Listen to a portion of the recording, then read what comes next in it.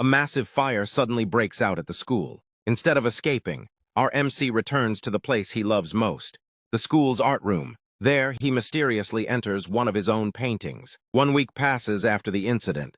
Jio is still trapped inside the painting. Time flows differently there, so he has no idea how long he has actually been inside. However, he has managed to discover a few simple rules about this strange world. The first rule is that anything he draws becomes real. A bag of salt, cooking pots, spatulas, flowers, and even trees instantly come to life. Thanks to this ability, he never has to worry about groceries again. However, this power has one major limitation. It does not work on humans. Any person he draws becomes nothing more than a warm corpse and can never become a living human. After understanding that ability, Jio uncovers the second rule. A mysterious frame hanging on a tree allows him to interact with the outside world. He can even step outside the painting through it. During one of those visits, he discovers that more than 30 years have passed since the school fire. The world has completely changed and is now filled with monsters. Unable to adapt to this new era, he chooses to remain inside the painting, believing that a portrait belongs inside its frame. As time passes, Jio notices the third rule. The forest inside the painting has evolved into a complete ecosystem of its own. He only painted a 2-story cottage and a forest, yet countless plants and landmarks that he never created now exist throughout the landscape. Every creature living there is also friendly toward him. Since they were born inside his artwork, they naturally see him as their creator. While exploring further, Jio discovers the fourth rule. It is not a rule of the forest itself, but a phenomenon connected to those who awakened after the great catastrophe. The people of Earth now call them hunters, and Jio realizes that he has become one as well. Inside the painting, his life feels like a relaxing simulation game, where he gathers ingredients, cooks meals, eats well, sleeps peacefully, and never has to work. It becomes the happiest life he could have imagined. Back when Jio worked as a teacher, he never had time to enjoy cooking. Now he happily spends hours preparing and enjoying his meals, embracing what he calls a peaceful 3-hour dining life. Finally, Jio discovers the last rule. He has become one with the painting itself. At that moment, his identity is fully revealed, and the main character is introduced as Jio. Jio had grown to love the peaceful world inside the painting. The place was so tranquil that he would not have minded spending the rest of his life there. Meanwhile, in the outside world, 2 people noticed the painting. They were shocked that it had survived the massive school fire without a single mark. They also spotted the title written on it, Jio's portrait. After examining it, they concluded that the title confirmed it was an item. Considering they had found it inside an abandoned school deep in the mountains of Gangwon province, and it was the only object that remained completely spotless, they became convinced that it had originated from a dungeon. Believing it to be a valuable discovery, they quickly packed up the painting. They wondered whether it would count as worthwhile loot, but they were certain that the Collector Guild would pay an enormous price for it. Excited by the thought of becoming rich, they carried the painting away, while Jio continued enjoying his peaceful life. The entrance to the painting suddenly shifted on its own. Before he realized what had happened, the painting had already been transported to a collector's gallery. Sometime later, a man purchased the painting and hung it on the wall of his home. His identity was then revealed. His name was Seo Jio, an S-class hunter and the leader of the Collector Guild. The story then shifts to a moment from earlier. Seo Jio's assistant questions why he spent such an enormous amount of money to purchase a single portrait. Seo Jio explains that the portrait is the very one the Hunter Association president has been desperately trying to obtain. He recalls the events from 31 years ago, when the great catastrophe struck. Countless dimensions collided with Earth, creating dungeons that endlessly released monsters. As humanity faced destruction because of the interference of the divinities, the system was created and saved mankind from extinction. He then mentions one of humanity's greatest symbols. The Hunter Association president, Dan Hera, despite having no interest in collecting items and only enjoying raising monsters, she still pushed the bidding price all the way to 2,000 for this portrait. Hearing that, the assistant is left completely shocked. Seo Jio begins wondering what makes this artwork so special. Even with his appraisal skill, he could not obtain any information about it, making it difficult to believe such an item could exist. Realizing his mistake, the assistant admits that his own skills were insufficient to recognize the portrait's true value. He apologizes for judging it too quickly. Seo Jio tells him there is no need to apologize, because he understands. After all, even he has no idea what the portrait truly is. The story then returns to the present. While quietly observing the painting, Sabiol admires the incredible craftsmanship behind it. He believes that if a human created it, the artist's talent is beyond imagination. Even if it was not painted by a human, he would still reach the same conclusion. The portrait feels as though a living person has been sealed inside it, overflowing with an unbelievable sense of vitality. At that very moment, Jio suddenly opens his eyes from inside the painting. The unexpected sight completely shocks Sabiol. For an instant, Sabiol feels as though he is staring into endless darkness, filled with countless colors, resembling the universe itself. A moment later, Jio quietly closes his eyes again. Seeing this, Sabiol becomes even more convinced that the painting is extraordinary. The fact that even his appraisal skill could not identify it only strengthens his belief. Meanwhile, Jio, the man trapped inside the painting, is absolutely terrified. Jio quietly reflects on his situation. Even in this peaceful cabin, he has started feeling that his life is under threat. He had already noticed that the scenery beyond the entrance had been changing recently, but he never expected someone to begin talking to him. Outside the painting, Sabiol politely addresses the portrait and asks for a conversation. The unexpected request makes Jio feel extremely awkward. As Jio observes the outside world through the entrance, he realizes that the painting has been placed inside an incredibly luxurious building. The carefully crafted interior makes it obvious that the gallery is deeply cherished by its owner. That realization leaves Jio troubled. The frame is his only entrance to the outside world. If he steps outside now, it could easily be considered trespassing. He even worries that someone might mistake the portrait for a haunted painting and burn it. To him, the outside world feels far harsher than before. Seeing no response, Sabiol assumes he approached too suddenly. He decides to leave for the day and promises to return tomorrow. Hearing that only makes Jio even more nervous. As the days pass, Jio's peaceful routine inside the painting begins with another delicious meal. Today, he decides to make tea using the flowers and fruits he had previously gathered and dried. However, he realizes he does not have a tea set. He simply draws one, and the tea set immediately becomes real. He then calmly sits down and enjoys a cup of tea. This becomes one of the newest hobbies discovered by the unemployed slacker living inside the painting. Using the system's elixir refining method, he begins brewing medicinal tea. According to the system, the tea can stop bleeding and strengthen immunity. Unfortunately, Jio cannot verify those effects on himself. Ever since he fell into the painting, his body has completely lost its normal physiological needs. He can still move, eat, and sleep, but he never feels hot or cold, never sweats, and no longer needs to use the bathroom. Simply falling into a painting has transformed him into something far beyond an ordinary human. On the bright side, it also means he never has to clean a bathroom again. However, that is not the biggest problem on his mind. At that moment, Sabiol's voice reaches him through the painting once again. Jio realizes that 11 days have already passed since Sabiol first tried to communicate with him. The entrance itself indicates that Sabiol is a relatively safe person, and Jio appreciates his friendly attitude. Even so, responding still feels overwhelming. Outside the painting, Sabiol admits that watching someone only open and close their eyes inside the frame has been driving him crazy because he desperately wants a conversation. He even wonders whether his offerings are unsuitable. He considers that the most common sacrifice might be a sinful human, or perhaps someone completely flawless. Since finding sinful people in modern society is easy, he offers to provide any type of sinner Jio might desire. He also promises to fulfill any request involving objects, contracts, or conditions if only he receives a response. Even after hearing all of that, Jio feels even more pressured. He believes that replying even once would create a future he could never handle. Still refusing to give up, Sabiol wonders whether the language barrier is the problem.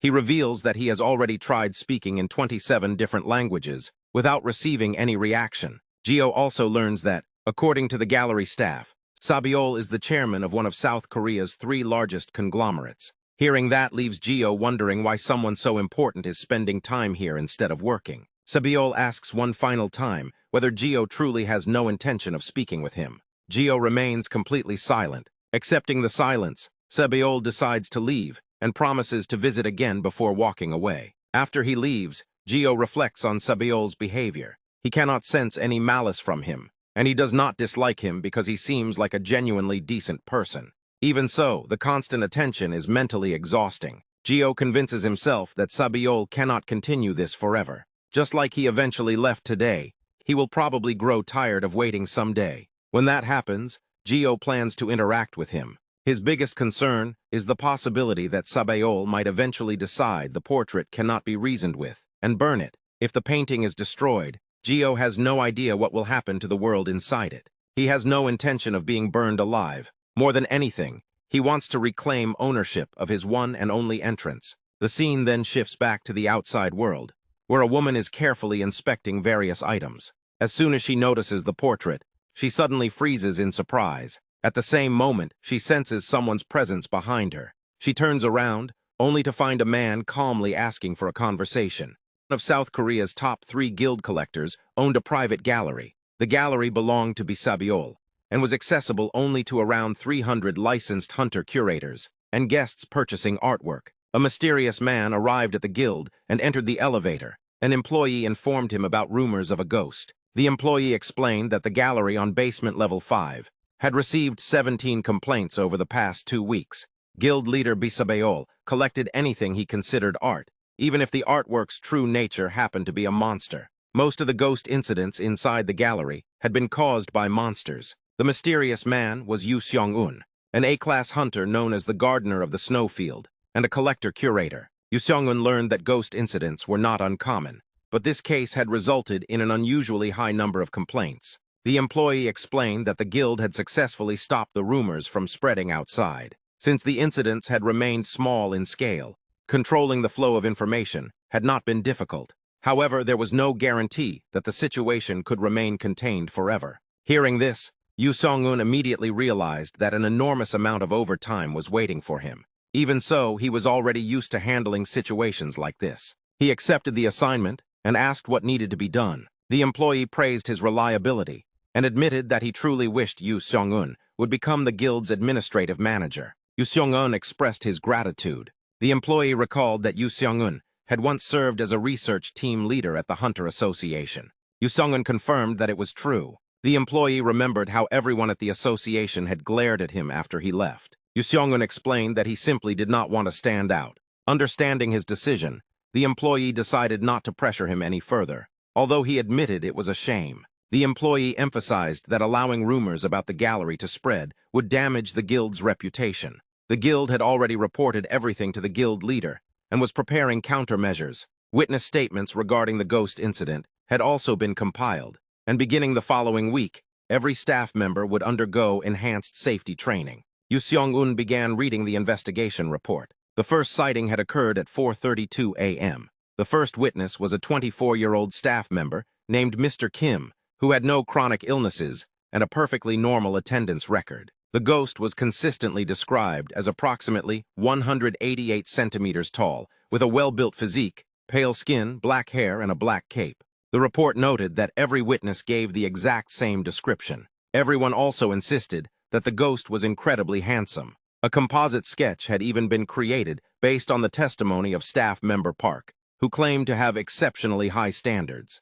The report listed several consistent characteristics. Witnesses found it nearly impossible to make eye contact with the ghost. Although none of them could properly look at its face, every single witness still insisted that it was handsome. The ghost made absolutely no sound while moving. Even during conversations, no footsteps or other noises could be heard. The only audible sound was its voice. Yu Seong-un observed that the reports were remarkably consistent. He concluded that the monster had disguised itself as one of the gallery's display pieces, yet showed no interest in hiding its own existence. He found it especially strange that the creature had appeared so many times without causing even a single casualty. Every monster that had emerged from dungeons over the years had always shown hostility toward humans, without exception. Everything that poured out of those other dimensions behaved the same way. If a monster like this truly existed, it would become worldwide front-page news. Before the public could even learn about it, the Hunter Association would most likely capture it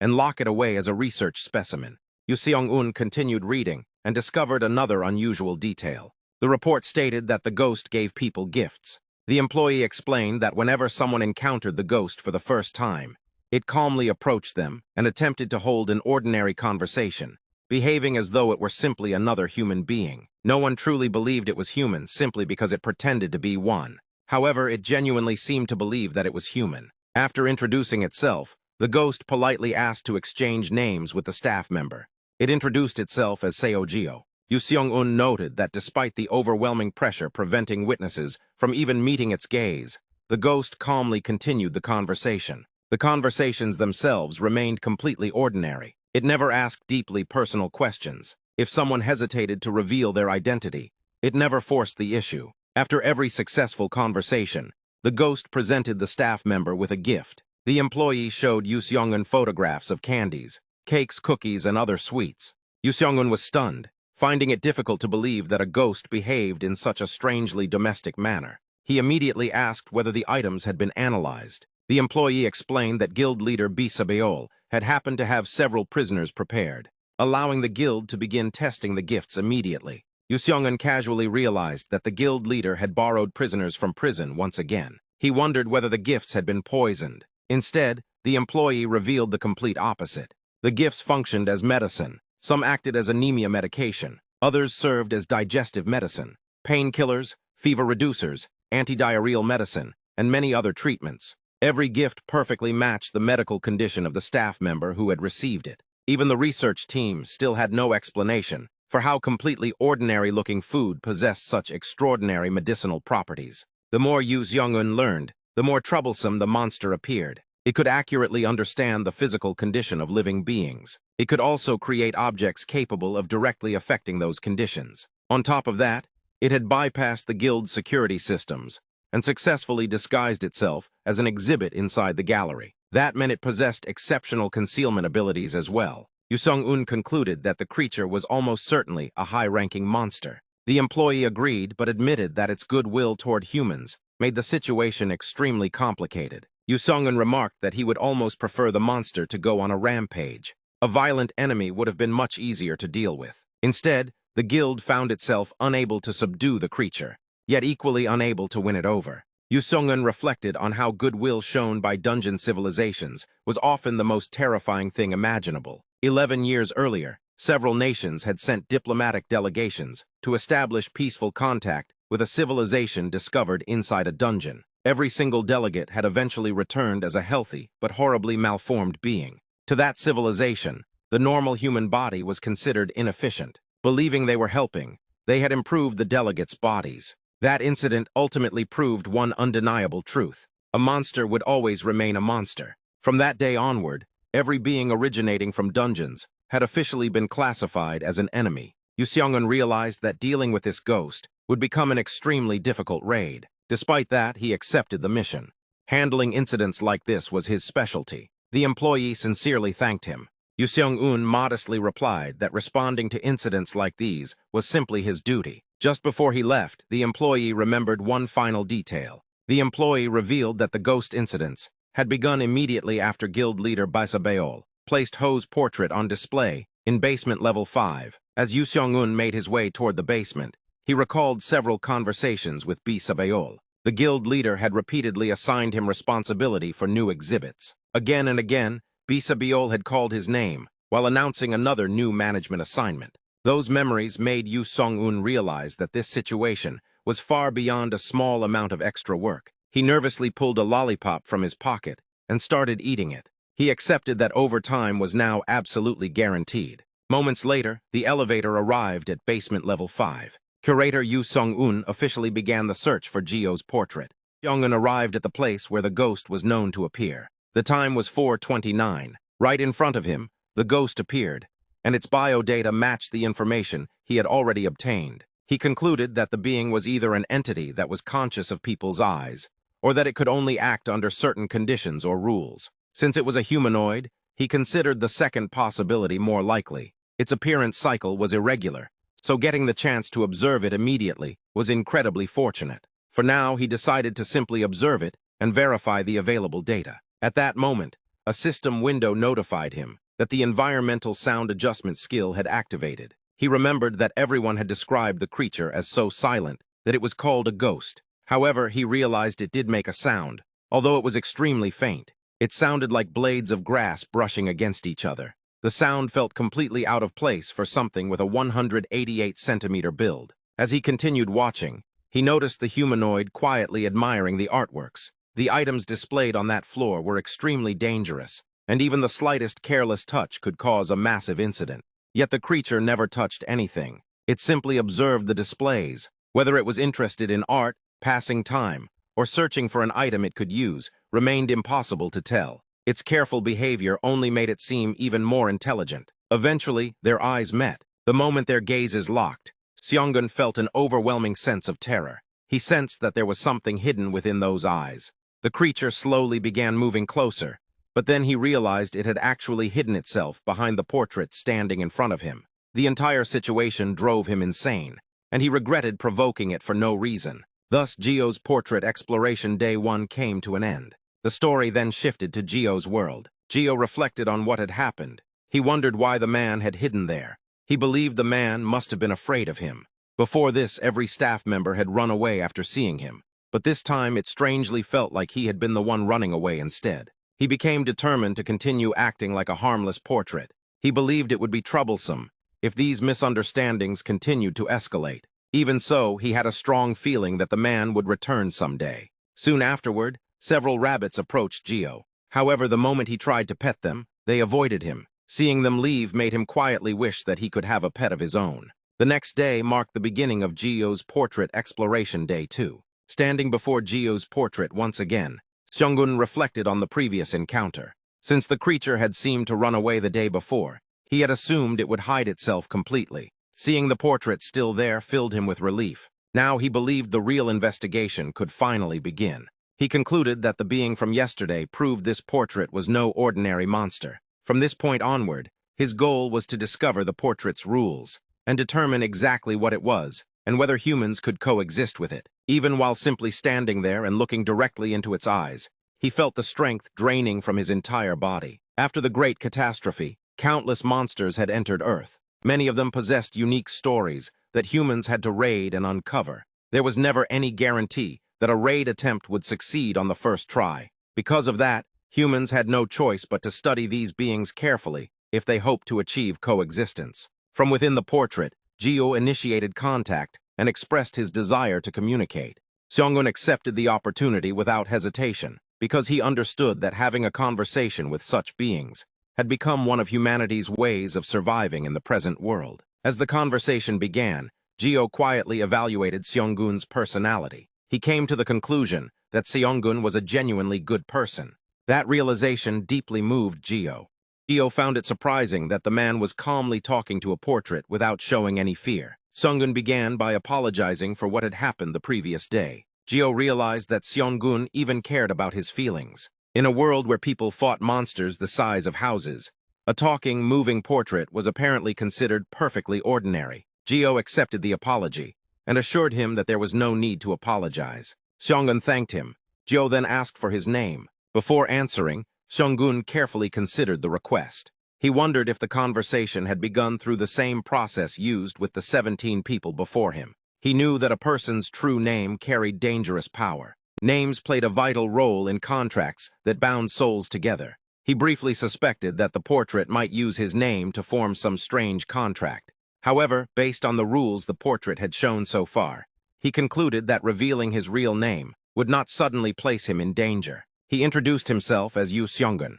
With the introductions complete, Jio invited him to ask anything he wanted. Seongun first asked whether the figure he had made eye contact with that night had actually been Jio. Jio confirmed that it was. Seongun then asked if that meant Jio could leave the portrait and move around freely. Jio admitted that he could. He also noticed that Seongun seemed flustered. Seongun realized his surprise had become visible. He never expected a non-human being to reveal such important information without hesitation. He admitted that he had not expected such an honest answer. Jio explained that there had simply been no reason to hide it. Seongun wondered what would have happened if his intentions had been malicious. Jio calmly revealed that he already knew Seongun was a good person.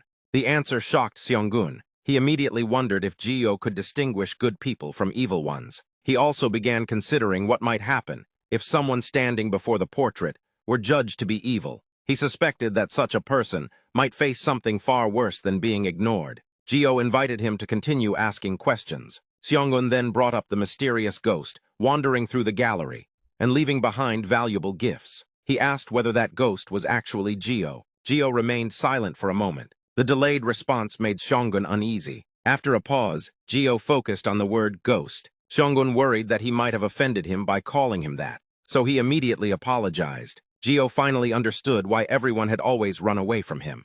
He explained that a talking portrait could certainly be mistaken for something possessed by a ghost. However, he had never actually died. That answer led Seong-gun to conclude that Jio must have existed as a portrait from the very beginning. Wanting to understand more, Seong-gun asked why Jio had been wandering around the gallery. Jio explained that he had simply wanted to know where he was. Privately, he reflected that he had suddenly become a portrait before being moved into the gallery. He admitted that the rare artworks had caught his interest. He had also wanted to know what kind of people worked there, how they lived, what their names were, and even what kinds of food they enjoyed. Even in a world that had changed so drastically, being alone naturally made someone seek conversation. A social life was necessary to survive. He also wanted to avoid being burned at the stake because of misunderstandings. Seong-gun found it strange that Jio described his curiosity in such a calm and emotionless tone. To him, Jio's interest in human lives resembled the curiosity many monsters displayed toward humanity.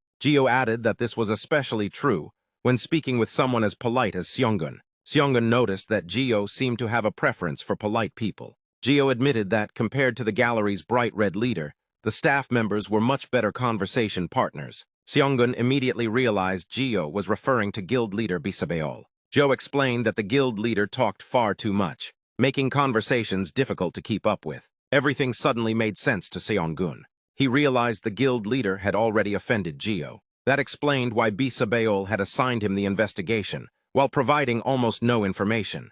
Jio had simply judged the guild leader to be rude and refused to speak with him. Seong-gun even felt that the guild leader had brought the situation upon himself. Even so, Seong-gun apologized on behalf of his guild leader and admitted that the man could be rather unusual. Jio replied that the guild leader did not seem like a bad person, so there was no problem. That answer allowed Seong-gun to understand another important rule. Someone who was merely rude would not become Jio's enemy unless they were truly evil. Even after effortlessly seeing through an S-class hunter and guild leader, Jio remained completely calm. The more Seong-gun learned, the more mysterious the portrait became. Jio once again invited him to continue asking questions. Seong-gun then asked about the portrait itself. He wanted to know whether Jio could still see everything outside, even when the portrait's eyes appeared closed. He also wondered if Jio had been observing everyone from inside the portrait all along. At the same time, Seong-gun could not understand why Jio seemed so determined to keep talking with humans. Jio explained that it was less like observing people and more like watching scenery move past a window. It reminded him of quietly looking out the window during a long bus ride. He also revealed another important rule. The portrait only opened its eyes whenever he genuinely wished to communicate with the outside world. He had confirmed this long ago by testing it with a broken mirror shard inside a burned-down school. At every other moment, the portrait's eyes remained closed, allowing him to watch the outside world safely from within. Since Seong-gun was standing inside the frame, Jio naturally had no choice but to watch him. He simply found moving paintings fascinating. A chill ran down Seong-gun's spine. He finally realized that, in Jio's eyes, the paintings were not the portrait itself. The real paintings were the humans moving outside the frame. Still recovering from that unsettling realization, Seong-gun admitted that Jio's blunt way of speaking constantly surprised him. Jio calmly explained that he believed he had simply been polite. To him, proper manners were something every human should naturally follow. Despite everything he had learned, Seong-gun genuinely enjoyed the conversation.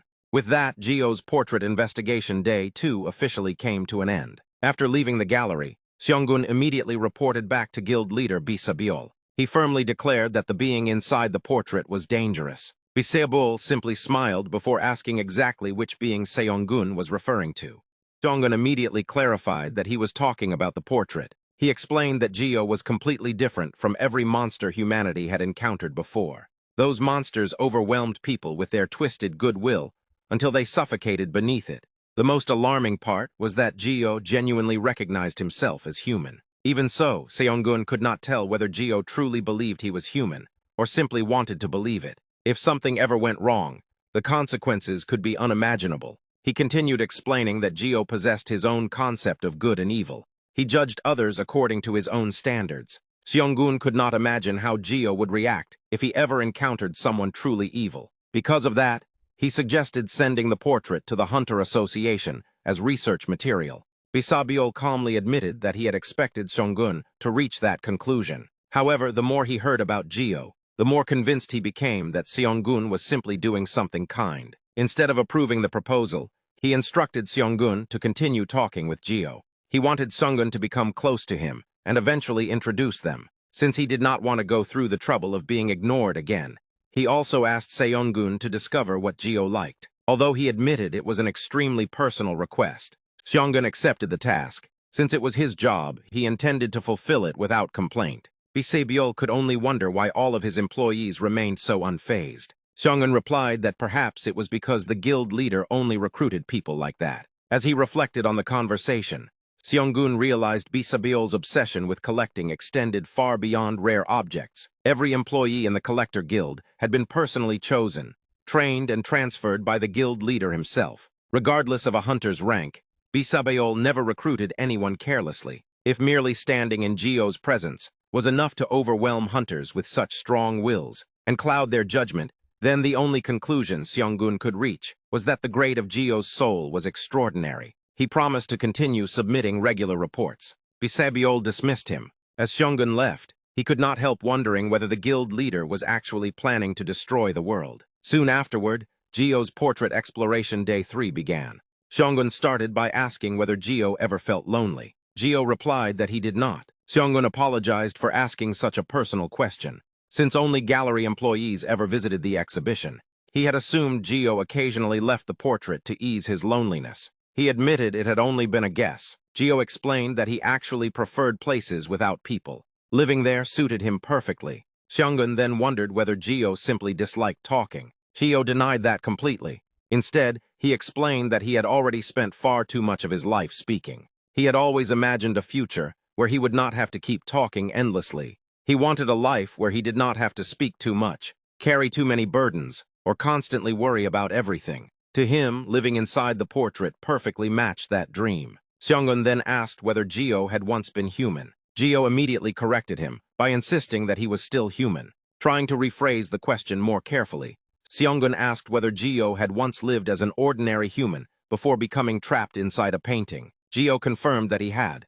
That answer made Seong-gun think even more deeply. Humanoid monsters generally fell into 2 categories. Some were born as monsters before gradually evolving into human forms. Others began as humans, but eventually became part of the root and transformed into monsters. He wondered if Jio belonged to the second category. Perhaps that was why he continued insisting that he was a person. If that was true, however, the situation became even stranger. Monsters that retained memories of their human lives were usually consumed by powerful negative emotions. Yet Jio felt unbelievably tranquil. It was not the peaceful calm of someone living happily. Instead, it resembled the silence of someone standing at a funeral, quietly mourning a death. Seong-gun then asked whether Jio ever became bored. Jio casually replied that he simply ate. The answer completely shocked Seong-gun. He could hardly believe that a painting could eat. Looking at Jio's expressionless face, he found it impossible to imagine him enjoying food. His appearance suggested someone who would never be emotionally moved by anything.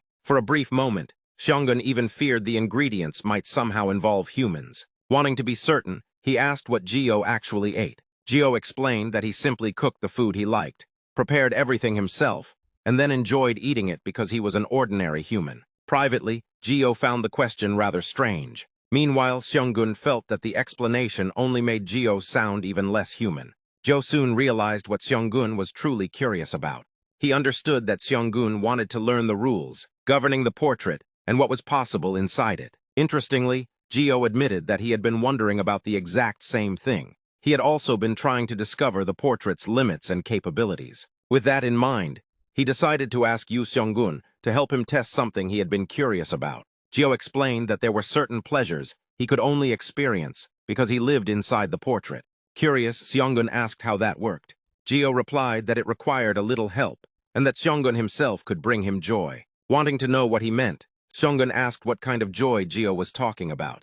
Jio requested something unexpectedly simple. He asked Seong-gun to draw an apple on the portrait. Although touching a valuable artwork felt deeply unpleasant, Seong-gun took out his drawing supplies and prepared to do it. Jio noticed the materials and wondered whether Seong-gun always carried art supplies with him. Seong-gun explained that he tried to carry a wide variety of useful items, since he never knew what might happen inside the gallery. Preparing for every possible situation was the safest approach. As he spoke, he realized the current situation perfectly proved the value of that habit. Without his drawing tools, he would never have been able to fulfill Jio's request. Seong-gun carefully painted an apple onto the portrait.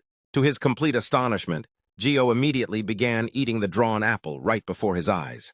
Yu Seong-gun was left stunned after seeing Jio eat the apple that had just been drawn. The painted apple even had a real scent and taste. Jio calmly explained that he was an ordinary human, living inside a painting. He believed that, by the same logic, living inside the painting should allow him to accomplish many extraordinary things. Whenever he did not feel like cooking, he simply drew a finished meal and ate it. Seong-gun immediately realized that ordinary humans could never do something like that. Jio accepted that Seong-gun found it strange. Wanting to repay Seong-gun's kindness for drawing the apple, Jio decided to give him something in return. Seong-gun wondered what Jio was about to do this time. Jio felt grateful because Seong-gun had kindly drawn an apple, even after a portrait on the wall suddenly asked for one. He then began drawing something colorful. Jio recalled that after opening his eyes inside the portrait, he had tested many different things. Among those experiments, he also tried painting gems. He turned those gems into paint and used them for his artwork.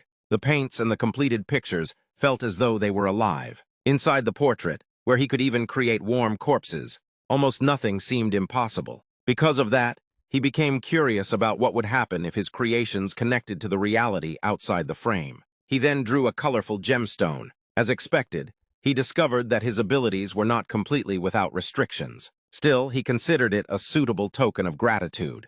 Jio handed the gemstone to Seong-gun as his gift of thanks. Seong-gun was amazed that the gem had been created simply by drawing it. He examined it closely. Jio admitted that he did not know what type of gem it was. He believed it must have originally existed deep underground, where the heat was intense enough to burn. It came from a place close enough to the planet's heart that it had inherited heat from his friend. At that moment, Seong-gun became certain that the portrait was not a monster. Jio's portrait exploration. Day 3 came to an end. Afterward, Seong-gun handed the gemstone to Sabeol and reported everything he had observed so far. He explained that the root was a transcendent existence that maintained the balance of every universe and dimension while creating the rules that governed them. It functioned like a system and stood as the god above all gods. The dungeons that swallowed Earth 30 years earlier were stories of new dimensions born from the vein of the root. Monsters had emerged inside those dungeons in the same way. That was the knowledge possessed by the gardeners. Monsters were born from dungeons.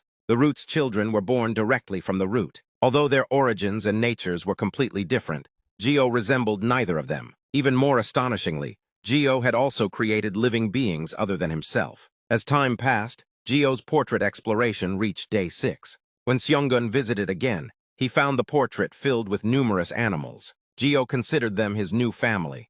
The creatures flew freely around inside the portrait. Seong-gun realized that Jio had personally created them. There were around 100 of them. Jio described them as chatterboxes. He imagined they would be unbearably noisy if they actually had vocal cords. The birds gathered together to form a pond. They also enjoyed placing different objects inside their bodies to decorate themselves. Each bird had its own unique preferences, making them enjoyable to observe. Seong-gun wondered whether the birds possessed souls. He realized this was something even monsters could not accomplish. Jio admitted that he did not know the answer. Seong-gun reflected that the root's children possessed no ego and could not even hold conversations. He also sensed no divinity from Jio, making it unlikely that Jio was a god. Instead, Seong-gun concluded that Jio was certainly a painting while also remaining human. He recognized Jio as a being capable of influencing reality itself. Through his drawings, Jio could create fate, history, and memories. Even so, whether he could create actual human beings remained unknown. Jio believed it might be possible, but it also might not. However, he had no desire to attempt such a thing. Creating humans felt deeply unsettling to him. He believed humanity was something far too special. He insisted that he himself was not that special. He asked Seong-gun not to think of him as someone extraordinary. Seong-gun promised to be careful. Later, Seong-gun returned to Sabeol and discussed his findings. He admitted that all he truly understood so far was the story surrounding the portrait. He still had no answers regarding its techniques, the true grade of its soul, or the role Jio held within the root. Since Jio was an existence whose influence on humanity remained unknown, Seong-gun believed there was no better place than the association to analyze Jio's portrait. He considered that to be the best choice for humanity. Sabeol only smiled. He had no interest in turning the portrait into a weapon. What he wanted was artwork. That was the very reason he had founded both his guild and his company. He admitted that he still had pride as an artist. As a hunter, however, he possessed no pride at all. He explained that no collector expected an artisan's masterpiece to ward off evil spirits or grant pleasant dreams. He simply wished to understand the story contained within the painting. More than anything, he wanted to preserve that story completely with his own hands. In the end, he accepted that no one could stop what was unfolding. Sizing up the threat, Seo compared Jio to a natural disaster, whose power depended on impossible luck. The rare gems and magical materials Jio produced proved he was friendly, leading the guild to classify the encounter as nothing short of a miracle. Seo believed destroying such a miracle would be a terrible mistake, explaining that he had rushed to buy the painting at auction to keep it from falling into the wrong hands and causing catastrophe. Relaxing afterward, Seo revealed that his unique perception allowed him to see beyond appearances. He concluded that the best approach was to treat Jio like an ordinary person, because Jio himself preferred living that way. Meanwhile, Jio quietly continued his peaceful daily routine, preparing meals so extraordinary that glowing golden birds seemed to come to life from his cooking. Seo explained that Jio was an ascended existence with no hostility, praising his kindness, patience, manners, and reluctance to harm anyone despite possessing overwhelming power. Although others struggled to understand this conclusion, Seo insisted a single glance had told him everything and claimed such insight was necessary to lead the guild. As the meeting ended, Seo assigned Seonggun one task: become Jio's companion without digging too deeply into his true nature. He even instructed Seonggun to occasionally take the painting outside for walks. Though stunned by the order, Seonggun accepted the mission and trusted Seo's judgment. After Seonggun left, Seo reflected alone, revealing his mysterious eyes that saw far beyond normal limits. His ultimate goal was simply to provide Jio with the finest treatment possible. Walking through the city at night, Seonggun felt relieved that Jio had not fallen into the association's hands. Knowing captured entities were subjected to cruel experiments, memories returned of the sacred gardens, where chosen gardeners partnered with origin entities to reduce dungeon threats. Those experiences had created deep emotional bonds with the magical gardens. Passing a street food stall, Seonggun remembered Jio's love of food and bought traditional snacks. Deciding to treat Jio like an ordinary person, he returned to the gallery with the sweets. Back underground, Seonggun casually asked Jio's age. Jio revealed he was 29, surprising Seonggun, who was 33. Seonggun admitted he had expected someone in Jio's position to be much older, then quickly apologized after realizing the comment sounded awkward. Jio seemed slightly offended by being thought older than he was, but the conversation quickly recovered. Jio then asked Seonggun's age and complimented his youthful appearance. Their conversation became increasingly natural as Seonggun offered him the snacks. Since Jio was younger, he suggested dropping formal speech, and Seonggun happily agreed, making their friendship feel much more comfortable. By the 17th day of the investigation, Seonggun had learned that the sacred gardens were essential parts of the world's balance. Jio praised the gardeners' difficult work and empathized with the burden they carried. Seonggun explained that those chosen for the role had no choice but to accept it. Before ending their conversation, Seonggun handed Jio a pouch of rare seeds. Even after many days together, seeing Jio's hand extend from the painting still startled him. Noticing his reaction, Jio gently checked on Seonggun's condition. Seonggun reassured him that he was fine and easily adapted to the strange sight.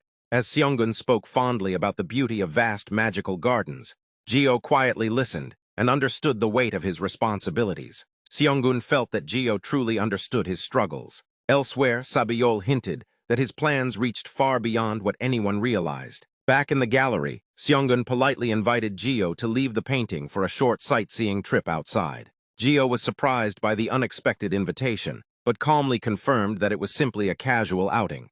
Seo explains that inviting an origin-linked entity into reality is extremely dangerous because no one knows the true limits of the mysterious artist's powers. Since eliminating him is impossible, they decide to observe him early. Back in the chat, Seongjin offers to personally guide Jio through modern society. Believing it's finally time to step back into the real world, Jio accepts, and they begin planning the best time to meet. Inside the painting, Jio places the jewel beside his magical bird, while admitting he's mentally exhausted. Remembering how everyone outside froze in fear just by looking at him, he realizes his overwhelming powers distort reality itself. People couldn't even properly perceive him because of the massive gap between his existence and ordinary humans. Although their terrified reactions surprised him, he refuses to let it bother him. While watering his crops, Jio decides to solve this perception problem before meeting the investigator. After finishing his work, he proudly admires his beautiful garden,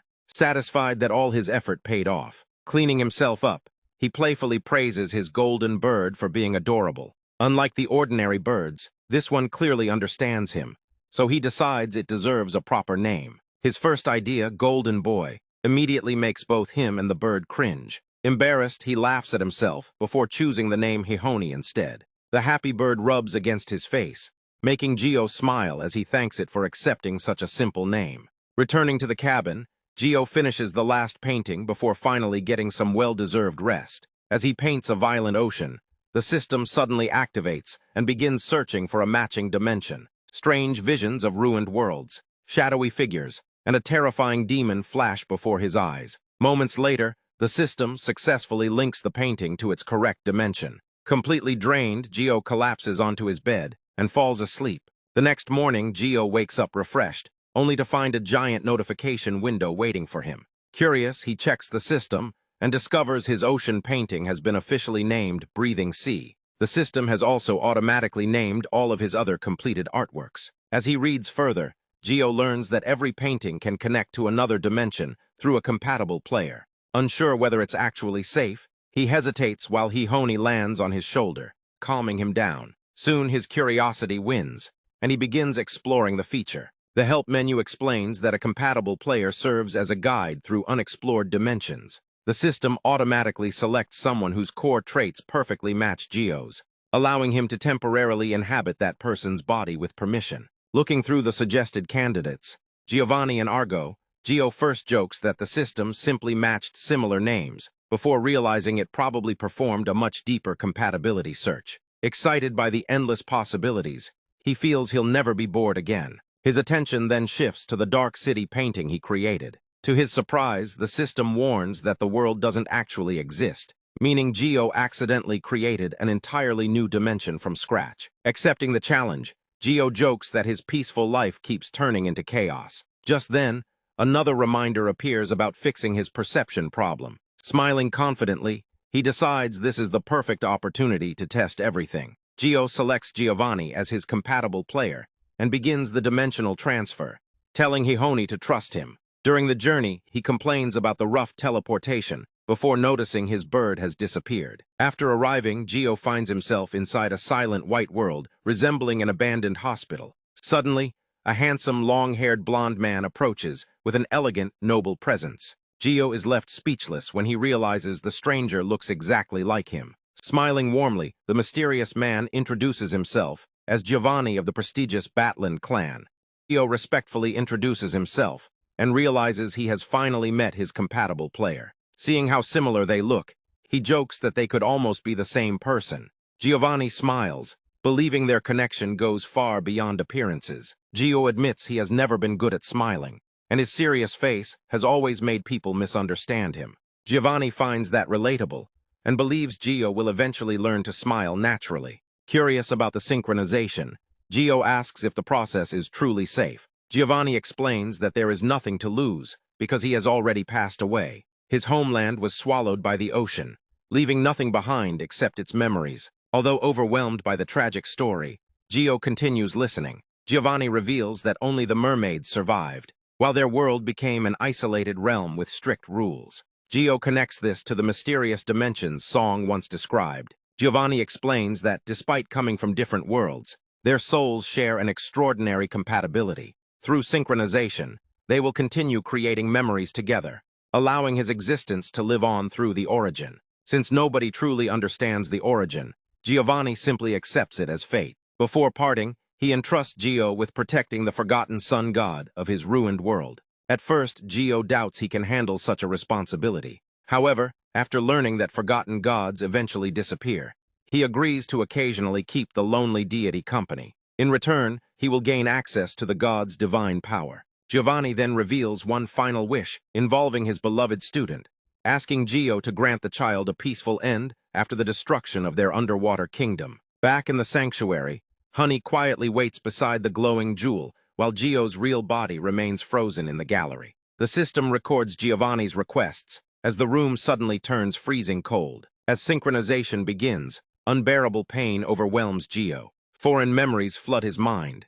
His black hair gradually turns blonde, and Giovanni's tragic final moments become his own. Unable to resist the emotional flood, Gio quietly accepts everything. Once the synchronization reaches completion, he loses consciousness with no regrets. The story then shifts to a modern city, where the wealthy collector Bizabil confidently prepares new security measures for dealing with the mysterious newcomer Gio. The next morning, the organization's headquarters erupts with rumors after strict rules regarding Gio are announced. As everyone studies the unusual regulations, they begin wondering whether the mysterious hooded employee is truly human or something far more terrifying. The company's strange new regulations leave every employee confused. Since their eccentric boss never makes jokes during official announcements, everyone assumes the situation is deadly serious. Before long, the staff reaches the same conclusion.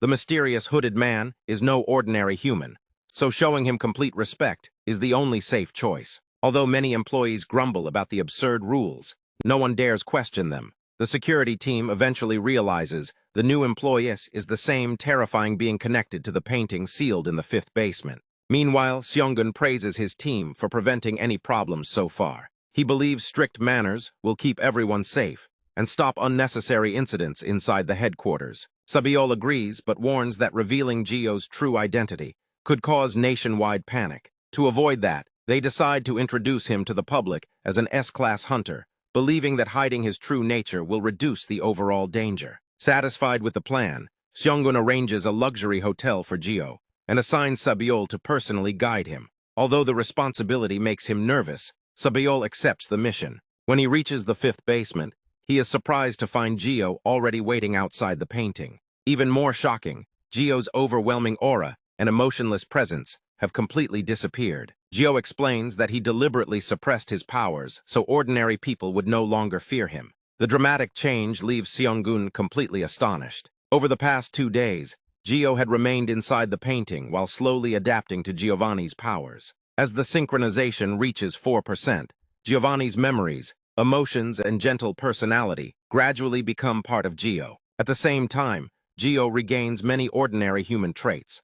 Hunger, sleep, and the ability to enjoy food all return, while his terrifying aura becomes calm enough for normal people to approach without fear. Back in the gallery, Gio mentions that he's hungry, prompting Seongun to begin the long-awaited tour. Although still cautious, Seongun is amazed by how naturally human Gio now behaves. While walking through the building, Seongun realizes Gio is constantly suppressing his own power, despite the pain it causes, simply to protect everyone around him. Witnessing such kindness only increases his concern that others might one day take advantage of Gio's gentle nature. The tour finally reaches the outside world. Stepping into the modern city for the first time in years, Gio quietly admires the bustling streets, towering skyscrapers, and thriving civilization that had emerged after the Great Cataclysm.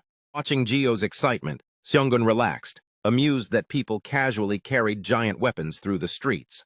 Hunters with wings, heavy armor, and intimidating appearances reflected how humanity had adapted after the cataclysm. Noticing curious stares, Seongun realized Gio still radiated the presence of a high-class monster even while suppressing his power, so he advised him to keep his hood on to avoid attention from rival guilds. Gio agreed. Pointing to the elevated railway, Seongun said they would take the modern train to a famous restaurant. Gio marveled that civilization had advanced so much in only 31 years. At the crowded station, Seongun used a corporate pass for VIP access and handed Gio an unlimited company card to buy anything he wanted. Gio accepted it carefully, surprised by the trust. Riding a glass elevator overlooking the city, Gio noticed how empty public transportation was. Seongun explained tickets were too expensive. On the train, Gio observed that capitalism had survived the apocalypse, while Seongun remarked that the gap between rich and poor had only grown. Checking the time, Seongun noted the train should have been crowded during morning rush hour. Shocked by the nearly empty carriage, Gio learned most hunters started work around 7 each morning. Concluding that human rights had practically disappeared and that becoming a painting had been an unexpected blessing. As snow fell, Jio remembered the sweets Seonggun had given him and promised to repay the kindness. Seonggun refused, instead mentioning delicious street food before realizing Jio might not know it. Jio quietly appreciated being treated like an ordinary person. Seonggun promised to look for a food stall, but explained that strict regulations had forced many vendors out of business. The conversation turned to society's class system. Showing his official ID, Seonggun explained the government's 5-tier ranking. The highest class enjoyed the greatest privileges. Lower-ranked city residents lost status through poor income or unstable jobs.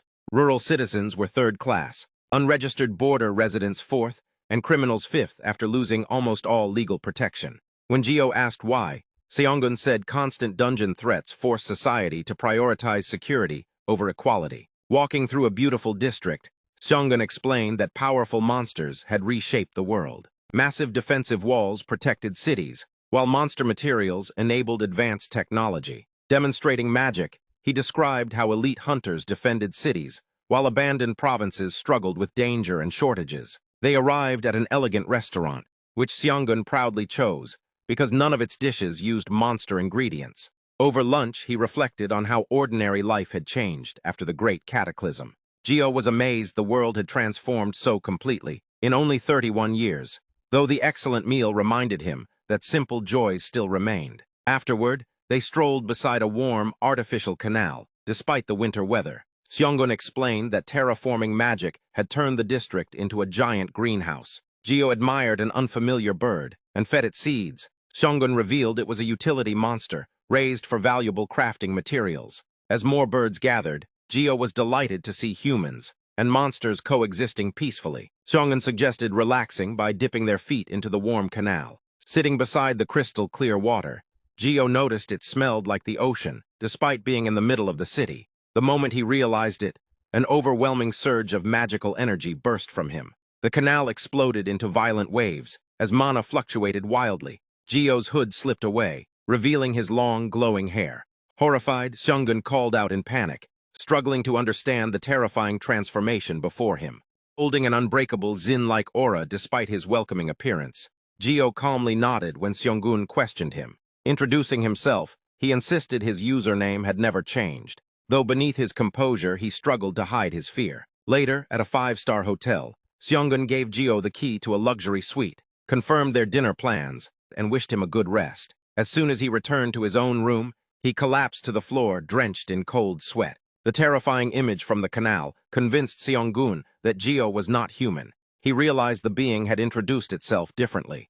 Jio normally said his full username, but after the surge of power, it answered with only the first part when asked for its original name, revealing an identity centered on its godlike existence. Blaming himself for lowering his guard, Seonggun concluded he was sharing a hotel with an unstoppable force, merely pretending to be human. Meanwhile, Jio relaxed on the soft bed, admitting modern society was intimidating. After resting, he admired the view from the 45th floor until hunger struck, revealing the tiny bird hidden beneath his cape. He regretted he could not feed it inside the hotel. The bird affectionately nuzzled him, as he happily promised to make it something sweet after returning home, completely unaware of the terror he had caused. Outside, Seonggun reviewed the day's events. Relieved nothing disastrous had happened, he prayed the monster was only trying to imitate humans. Though the canal incident continued haunting him, he recalled their earlier speedboat ride, when Jio's mere presence disturbed the water. As Jio suddenly stood, the boat rocked violently. Seonggun warned he was frightening the driver, but Jio explained he had simply been fascinated by the canal. Though Seonggun accepted the apology, he pointed out the canal smelled like the ocean, and that Jio had looked ready to jump in. Jio replied he had only stood because he feared Seonggun might fall. Choosing not to argue, Seonggun instead asked whether Jio liked the sea. Looking at the towering canal walls, Jio hesitated as the lingering emotions of the priest Giovanni, who loved the ocean, blended with his own. After reflecting, he concluded he did like the sea, leaving Seonggun confused by the contradictory answer. Changing the subject, Jio asked about mermaids. Alarmed, Seonggun explained that aquatic creatures appeared in flooded regions and often resembled mythical beings. After the Great Cataclysm, humanity's belief had turned ancient myths, legends, and urban stories into real monsters, transforming Earth into a giant dungeon governed by game-like rules. At that moment, Jio's system displayed 2 new quests. speak with the sun god, and eliminate the Little Mermaid. Before discussing them further, they arrived at an elegant restaurant built inside the shell of a giant sea monster. During lunch, Seonggun explained that the restaurant itself was a static dungeon. Since Jio knew nothing about modern dungeons, he described the types. Static dungeons stayed fixed, while roaming dungeons wandered unpredictably and trapped people under bizarre conditions, such as a man in his 30s entering a convenience store at night. Jio found the idea absurd because people could die simply for buying snacks, and Seonggun admitted such dungeons spread constant fear despite being rare. He added that static dungeons permanently replaced parts of Earth with foreign landscapes. This marine-themed dungeon had been cleared not through combat, but because an ordinary chef awakened special abilities and impressed the dungeon master with exceptional cooking. Proving strength was not always the answer. Jio smiled at the story, until Seonggun revealed the chef was now 92 years old, and still working because awakened hunters aged far more slowly. The thought of still working in his 90s genuinely horrified Jio. Seonggun continued by explaining village-type dungeons, which permanently transformed entire regions, and gateway dungeons, which randomly connected Earth to other dimensions, like game-level select screens. Satisfied, Jio said he understood everything. When Seonggun asked about the meal, Jio warmly praised it for reminding him of the happy dinners he once shared with his beloved companions. His radiant smile briefly left Seonggun speechless, and despite knowing the truth, he felt genuinely happy seeing Jio enjoy himself. Soon, nearby diners began whispering while staring at them. Hoping to avoid attention, Seonggun suggested leaving, reminding Jio that humans were naturally social. To lighten the mood, Seonggun proposed visiting Jayangbogung Palace. The name awakened memories of Jio's former life as a teacher, and the joyful school trips he had shared with his students. Quietly wondering whether those children had survived this transformed world, Jio smiled gently and gladly accepted the invitation. Jio and Seonggun arrived at a magnificent traditional palace, illuminated by floating lanterns. As they walked through the historic courtyard, Seonggun thanked the event staff while escorting his dangerous guest. Admiring his traditional outfit, Jio received a compliment from Seonggun, which reminded him that he had once escorted others here as a teacher, but had never worn such elegant clothes himself. He fondly recalled school trips, especially organizing children for group photos, before admiring how beautifully magic had blended with the ancient palace. Pointing at glowing spirits drifting through the sky, Jio asked what they were called. Surprised, Seonggun explained they were living fairy tales, and wondered if it was Jio's first time seeing them. Jio confirmed it, explaining that true children of the origin rarely wandered among humans. Curious, Seonggun handed him a street snack. While eating, Jio explained that the origin was the cosmic force that created and sustained every world. Seonggun realized he was describing the foundation of magic itself.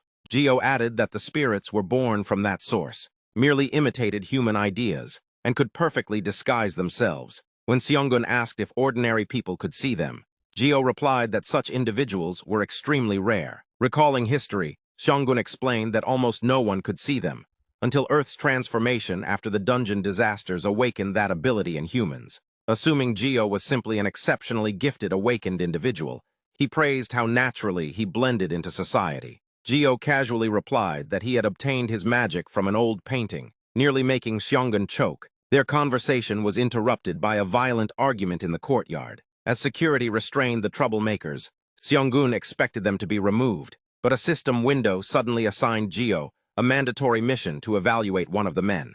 Confused, Jio watched as Seonggun calmly explained security was handling it. Although the man looked like an ordinary victim, Seonggun secretly analyzed him and discovered an overwhelming danger level. Cold sweat covered his face as he questioned whether someone so dangerous should be free, while Jio simply continued walking. When Seonggun stared at him, Jio innocently wondered if he had spent too long watching the fight. The tension broke as Honey suddenly popped out from beneath Jio's cape with an excited chirp. Jio hurriedly hid the tiny bird again, though Seonggun realized it was pointless. After calming down, Seonggun asked whether the adorable bird was the giant water monster from earlier. Jio proudly corrected him, introducing the bird as Honey. Completely overwhelmed, Seonggun sighed, convinced disaster was inevitable, and wondering how he could ever report such absurd events to the guild. Seeing Seonggun's exhausted expression, Jio mistakenly assumed he had become a burden. Feeling guilty, he suggested ending the tour and returning to the hotel. Seonggun happily agreed, promising to buy more spicy snacks along the way, making Jio laugh. Meanwhile, the criminal expelled from the palace secretly watched them from a dark alley. Remembering Jio's terrifying aura, and recognizing Seonggun as Sabaeol Guild's famous curator, he concluded Jio had to be an incredibly powerful awakened hunter. Terrified that Jio might expose his years-long infiltration of the Sun cult, he decided the only solution was to kill him. Just then, Honey landed alone on nearby pipes. Believing Jio was merely a weak tamer, the criminal mocked his carelessness and lunged to capture the bird. The instant he attacked, Honey erupted with overwhelming heat, shattered the mystical gem, and unleashed a devastating blast that completely erased the criminal without leaving a trace. Back at the luxury hotel, Jio suddenly felt his magical bond with Honey violently shake. His glowing eyes snapped open, as he sensed his beloved companion had been harmed. Moonlight filled the quiet room, as Jio anxiously searched for Honey, softly calling the bird's name. Stopping beside the untouched bed, he realized Honey was truly gone. Gripping his shirt, sorrow overwhelmed him, as he believed he had lost his only precious companion. Looking out at the lonely hotel beneath the cold night sky, Jio sadly lamented that this world would not even allow him a peaceful life, leaving him on the verge of tears.